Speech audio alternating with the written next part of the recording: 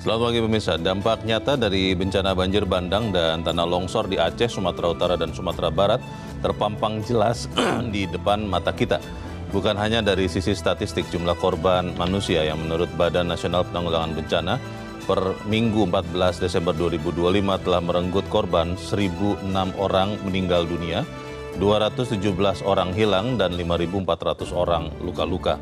Pemirsa, inilah editorial Media Indonesia di hari ini Senin 15 Desember 2025 dengan tema Jangan Bikin Nyaman Perusak Hutan bersama saya Leonard Samosir.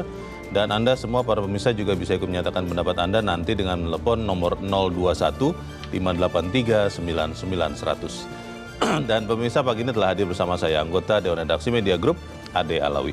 Kang Ade, selamat pagi. Pagi Leo. Sehat-sehat Kang? Alhamdulillah sehat. Ini kalau saya catat sudah kesekian kalinya dalam beberapa waktu belakangan editorial tetap melihat masalah bencana di Sumatera. Tapi pada pagi ini kalau judulnya mengatakan jangan bikin nyaman perusak hutan. Memang sekarang perusak hutan itu masih nyaman atau seperti apa? Kenapa kemudian editorial mengatakan jangan bikin nyaman perusak hutan, Kang Ade? Ya, kita katakan masih nyaman karena memang kerusakan hutan ini bukan berjalan 1-2 hari, bukan berjalan berbulan-bulan, tapi bertahun-tahun. Dan itu ada pembiaran dari pemerintah. Beberapa kerusakan yang sekarang ini terjadi, yang begitu masif, pemukiman hilang, kemudian juga perkebunan persawahan. Kemudian kita juga melihat bagaimana ribuan kubik kayu gelondongan ini masif terjadi di 3 provinsi di Sumatera Utara, di Aceh dan Sumatera Barat. Ini terjadi karena ulah tangan manusia. Dan ini terjadi karena memang ada pembiaran dari pemerintah. Nah, selain faktor karena memang kejahatan secara ilegal, ya, kejahatan yang memang ada pengundulan penebangan liar, tetapi juga ada kebijakan-kebijakan yang memang melegalisasi terjadinya kerusakan hutan. Apa itu? Pertambangan, izin pertambangan, kemudian juga proyek-proyek berskala besar infrastruktur dan sebagainya. Nah, ini menyebabkan terjadinya musibah yang sekarang luar biasa. Memang ada faktor iklim, tetapi faktor karena ulah manusia inilah yang menjadi penyebab utama terjadinya musibah banjir dan longsor di 3 provinsi itu. Pertanyaan besarnya begini Kang Ade, itu kan di daerah 3 provinsi itu ada tambang, ada perubahan hutan alam menjadi hutan sawit, ada perubahan hutan alam menjadi hutan eukaliptus. Itu nyata-nyata. Pertanyaannya, apakah kemudian 3 jenis usaha yang memberikan manfaat ekonomi ini harus serta-merta dikembalikan lagi ke asalnya? Artinya faktor ekonomi bisa dikorbankan atau seperti apa, kita akan bahas. Dan bisa nilai editorial Media Indonesia untuk hari ini Senin 15 Desember 2025. Jangan bikin nyaman perusak hutan.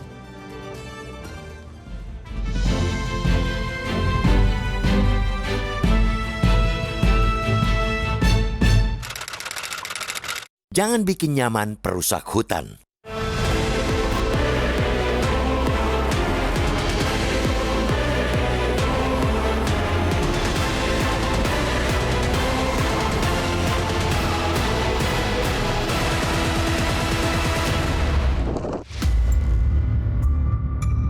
Dampak nyata dari bencana banjir bandang dan tanah longsor di Aceh, Sumatera Utara, dan Sumatera Barat terpampang dengan jelas di depan mata kita. Bukan hanya dari sisi statistik jumlah korban manusia yang menurut Badan Nasional Penanggulangan Bencana BNPB pada Minggu 14 Desember lalu merenggut korban 1.006 orang meninggal dunia, 217 hilang, dan 5.400 orang luka-luka.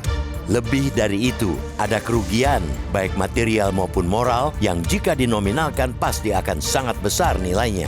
Tidak cuma tentang 158.000 rumah warga yang rusak, tetapi juga soal banyaknya infrastruktur yang hancur lebur sehingga membuat akses jalan darat di sejumlah wilayah di 3 provinsi itu terputus dan menyebabkan distribusi bantuan dan pasokan pangan terhambat.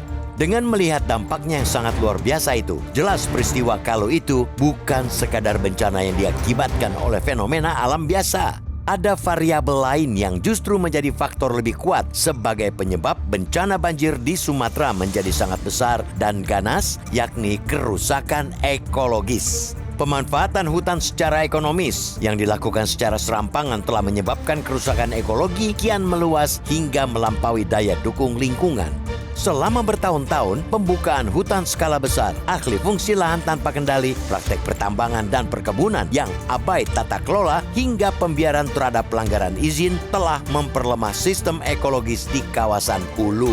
Dengan kondisi lingkungan yang lemah seperti itu, ketika hujan ekstrim datang yang kian sering akibat krisis iklim, hutan yang seharusnya menjadi penyangga justru tak lagi berfungsi. Air akan dengan mudah meluap, tanah menjadi rentan longsor, dan masyarakat di hilir menanggung akibatnya. Bencana ekologis di Sumatera harus menjadi peringatan keras bahwa harga sebuah pembiaran jauh lebih mahal ketimbang keuntungan ekonomi yang didapat dari eksploitasi hutan yang ugal-ugalan. Profit jangka pendek dari eksploitasi itu jauh tidak sebanding dengan kerugian ekonomi, korban jiwa, dan trauma sosial yang ditimbulkan. Karena itu, selain respons darurat dan rehabilitasi pasca bencana, negara tidak boleh menghindar dari satu agenda krusial, yaitu penindakan tegas dan berkelanjutan terhadap korporasi dan individu yang diduga menjadi biang kerusakan hutan dan lingkungan hidup. Poin keberlanjutan menjadi penting karena keberadaannya mesti disertai dengan penegakan hukum yang konsisten. Tanpa konsistensi, penegakan hukum bakal berjalan seperti yang lalu-lalu. Terlihat galak di awal, tetapi ketika bencana telah berlalu, narasi pertanggungjawaban kerap menguap. Penyelidikan dibuka, janji evaluasi disampaikan, tetapi proses hukum seringkali berhenti di tengah jalan. Kalaupun ada penindakan, sifatnya sporadis dan jarang menyentuh aktor besar. Kerangka hukum sudah tersedia. Undang-Undang Perlindungan dan Pengelolaan Lingkungan Hidup menegaskan bahwa setiap pihak yang menyebabkan pencemaran atau kerusakan lingkungan wajib bertanggung jawab, termasuk melalui sanksi pidana, perdata, dan administratif. Instrumen itu semestinya memberi ruang luas bagi negara untuk bertindak tegas terhadap pelaku perusakan ekologi. Namun, hukum tidak akan bekerja hanya dengan teks aturan. Ia memerlukan keberanian politik dan konsistensi aparat penegak hukum. Negara perlu memastikan bahwa sanksi tidak berhenti pada denda administratif yang mudah dinegosiasikan, tetapi juga betul-betul memberikan efek jera termasuk pencabutan izin, pidana kurungan, dan pemulihan lingkungan secara nyata. Yang tidak kalah penting, penindakan tidak boleh bersifat reaktif. Muncul hanya setelah bencana terjadi. Penegakan hukum mesti menjadi bagian dari sistem pencegahan. Audit lingkungan, pengawasan izin berbasis risiko, serta keterbukaan data konsensi dan kawasan hutan harus diperkuat. Masyarakat sipil perlu dilibatkan sebagai pengawas independen agar potensi pelanggaran bisa terdeteksi lebih dini. Keberlanjutan tidak cukup dinarasikan sebagai slogan pembangunan. Ia harus diwujudkan melalui keberanian menindak siapapun yang merusak ekologi tanpa pandang bulu. Hanya dengan penegakan hukum yang konsisten dan berkelanjutan, siklus bencana dapat diputus dan keadilan ekologis bagi generasi mendatang benar-benar mendapat tempat.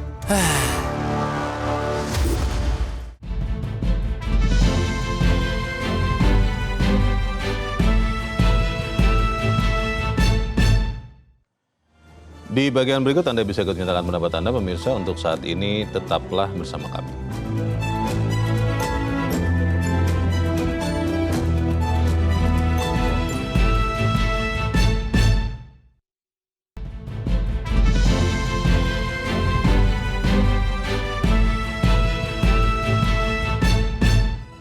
Terima kasih Anda masih bersama kami, dan sekarang kita akan mendengarkan dulu Kang Ade pendapat dari pemirsa Metro TV. Kali ini ada dari Banjarmasin, Kalimantan Selatan, Pak Tasrik Usman. Pak Tasrik, selamat pagi. Selamat pagi Mas Rufus, selamat pagi Bang Ade Alawi. Assalamualaikum warahmatullahi wabarakatuh. Waalaikumsalam warahmatullahi wabarakatuh. Bagaimana Pak Tasrik, kita bisa tidak membuat hutan kita lebih baik? Karena di saat bersamaan kalau kita hentikan misalnya usaha-usaha yang merusak itu manfaat ekonominya bisa hilang. Menurut Anda seperti apa Pak? Silakan Pak. Iya, sekarang bencana yang terjadi di 3 provinsi itu sudah memasuki minggu ketiga ya. Yang meninggal sudah 1.006 orang, kemudian 217 mengalami luka-luka atau dianggap hilang. Dan bagaimana keadaan kondisi masyarakat di sana. Kemarin sore saya melihat, saya pantau naik kembali air-air yang ada di Padang dan Aceh. Nah, untuk itu saya akan memberikan masukan 2 ya. Yang pertama, perusak ekologi, eksploitasi hutan yang ugal-ugalan ini harus ditindak secara konsisten dan tegas. Karena kalau tidak, negeri kita ini akan selalu mengalami bencana. Yang kedua, saya mengapresiasi kunjungan Pak Presiden yang kedua kali ya ke 3 provinsi itu dan para pejabat dari pusat. Tetapi saya berharap tidak hanya selalu kunjungan-kunjungan, tetapi ada political will dari pemerintah pusat untuk segera menetapkan status bencana ini menjadi status bencana nasional. Supaya ada politik anggaran yang akan terarah ke 3 provinsi itu. Kasihan saudara-saudara kita yang di sana, ada yang makanannya tidak cukup, ada pakaiannya yang nggak ada jembatan rusak dan sebagainya. Anak-anak yang tidak bisa sekolah. Jadi sekali lagi saya sangat berharap kepada Presiden untuk tidak menunda-nunda lagi supaya segera mengubah statusnya menjadi bencana nasional. Terima kasih. Assalamualaikum warahmatullahi wabarakatuh. Waalaikumsalam warahmatullahi wabarakatuh. Terima kasih Pak Tasrik Usman di Banjarmasin, Kalimantan Selatan. Selamat pagi Pak. Bagaimana dengan harapan Pak Tasrik ini Kang Ade? Apakah kemudian memang serta-merta kalau misalnya kan tadi kan meminta status bencana nasional, apakah itu akan membuat perubahan signifikan atau dalam kondisi yang sekarang tidak ditetapkan bencana nasional bisa lebih ditingkatkan lagi bantuan dari pusat terutama untuk menghentikan perusak hutan ini? Ya, kalau status bencana nasional memang ini seharusnya bergerak dari bawah ya. Dari bawah, dari kabupaten kota, kemudian sampai ke provinsi. Nah itu mesti ada semacam statement dari mereka bahwa mereka sudah tidak lagi mampu menangani, tidak sanggup lagi ya. Bagaimana mereka menangani wilayah-wilayah yang terdampak. Nah ini sampai sekarang belum ada. Namun demikian menurut saya sekian bupati ada, tapi gubernurnya tiga-tiganya masih bertahan. Sanggup. Ya. Nah ini menurut saya ketimbang kita melakukan perdebatan mengenai status bencana, sebaiknya memang pemerintah segera menurut saya segera berjalan secara paralel bagaimana menangani menangani dampak dari musibah banjir bandang di Sumatera ini. Kemudian juga bagaimana pemulihannya. Nah ini saya kira yang sangat perlu dilakukan. Terutama bagaimana daerah-daerah yang masih terisolasi ini harus segera disentuh bantuan. Nah ini tentu saja ini pekerjaan yang menurut saya harus disegerakan. Di samping itu aspek penegakan hukum itu tidak bisa kita kesampingkan. Kita mengapresiasi langkah yang dilakukan oleh Baris Krim Polri ini menaikkan kasus kayu-kayu gelondongan yang tersebar di Tapanuli Tengah dan Tapanuli Utara ini ke tingkat penyidikan. Artinya polisi sudah menemukan sejumlah alat bukti sehingga menaikkan kasus-kasus kayu gelondongan ini dan polisi juga sudah menemukan sejumlah perusahaan yang diduga melakukan pembalakan liar seperti itu. Kalau kita lihat kan ada Satgas Penertiban Kawasan Hutan ya, Kang Ade. Itu sudah bergerak juga di 3 wilayah itu. Dan temuan terakhir mengatakan sudah mengidentifikasi ada beberapa perusahaan yang akan ditindak. Di pekan lalu itu bahkan Satgas PKH mengatakan akan mengumumkan, akan termasuk mungkin penindakan ya, itu hasil kerja mereka sebelum bulan Desember ini berakhir. Artinya kan kita berharap ada satu langkah maju. Tapi pertanyaannya, kalau nanti perusahaan-perusahaan itu sudah ditindak, perusak-perusak hutan ini, apakah kemudian usahanya harus dihentikan? Artinya nanti akan ada manfaat ekonomi yang harus hilang karena itu? Atau kemudian juga setelah ditindak, katakanlah begitu, dihentikan usahanya, kan hutannya sudah keburu rusak. Yang harus memperbaikinya siapa? Bagaimana? Begini Leo, ketika kita berbicara tentang Indonesia masa depan, maka yang utama adalah bagaimana lingkungan hidup ini termasuk hutan-hutan itu harus dijaga. Nah, ini adalah momentum bagaimana pemerintah ini melakukan penegakan hukum kasus-kasus kerusakan hutan secara total. Kita setidaknya mempunyai 3 undang-undang yang menjaga hutan. Undang-undang kehutanan, undang-undang pengelolaan lingkungan hidup dan sebagainya. Dari sisi undang-undang sudah cukup bagaimana kita menjaga hutan itu. Dari sisi aparat penegak hukum juga mereka mempunyai kemampuan yang mumpuni bagaimana mereka menjaga hutan. Tetapi yang menjadi masalah ini adalah terjadinya kong kali kong antara para perusak hutan ini dengan aparat yang berwenang. Ini yang terjadi. Karena apa? Karena illegal logging, pembalakan dan sebagainya ini bukan kegiatan yang tertutup, bisa dipantau. Sekarang kita punya teknologi drone. Pakai drone juga selesai. Dari satelit juga kelihatan itu. Kong kali kong itu kalau nanti memang terbukti kan biasanya melibatkan orang-orang kuat. Berani tidak orang-orang kuat itu diberantas? Kita harus jeda dahulu dan pemirsa tetap bersama kami, Editorial Media Indonesia segera kembali.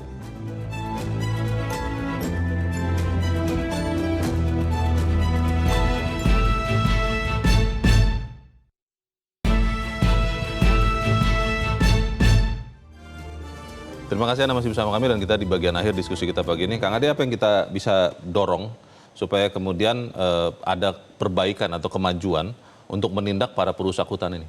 Ya, pertama kita harus betul-betul konsisten ya, konsisten dengan regulasi yang kita punya ya. Kita memiliki 3 undang-undang terkait dengan kehutanan, terkait dengan lingkungan hidup, dan itu semuanya di atas kertas, oke, bagus banget itu. Nah, kemudian kita juga punya sumber daya manusia, punya teknologi. Nah, ini harus betul-betul dikerjakan. Tetapi yang paling penting lagi adalah bagaimana sikap politik Presiden Prabowo. Jadi bagaimana sikap Presiden Prabowo ini mendorong terjadinya penegakan hukum yang sebenar-benarnya. Di samping itu pula tidak hanya persoalan illegal logging, tidak hanya sekedar pembalakan liar, penggundulan hutan. Yang utama yang lain adalah bagaimana kebijakan-kebijakan itu tidak merusak hutan. Apa yang terjadi? Ini beberapa kasus seperti di Aceh Tamiang, kemudian juga di Sumatera Utara, di Sumatera Barat. Ini kan terjadi alih fungsi lahan, ada konversi lahan skala besar menjadi perkebunan sawit. Jadi yang legal logging ini pun harus diatur ulang ya? Betul, jadi yang legal logging, yang illegal logging ini sama-sama harus ditertibkan, harus diatasi sebenar-benarnya gitu. Jadi tidak boleh lagi ada pencitraan.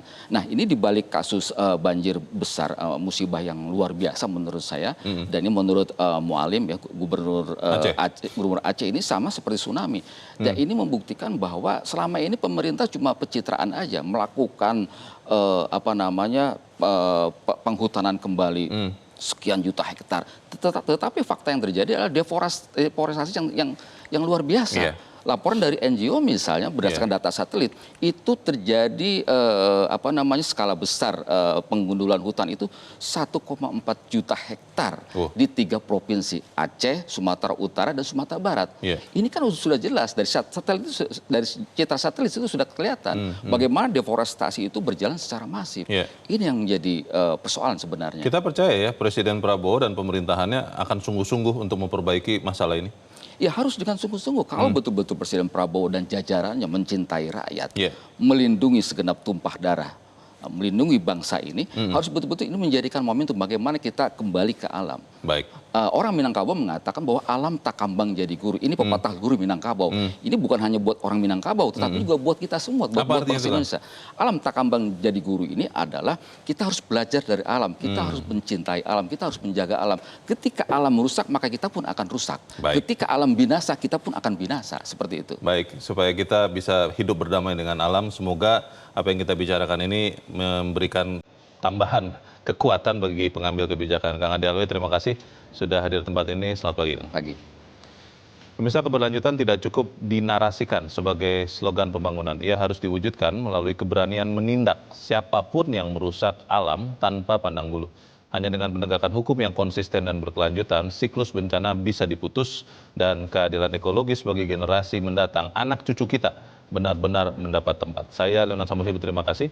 Anda sudah menyimak editorial Media Indonesia untuk pagi ini. Terus jaga kesehatan Anda, terus jaga nurani Anda. Selamat pagi, sampai jumpa.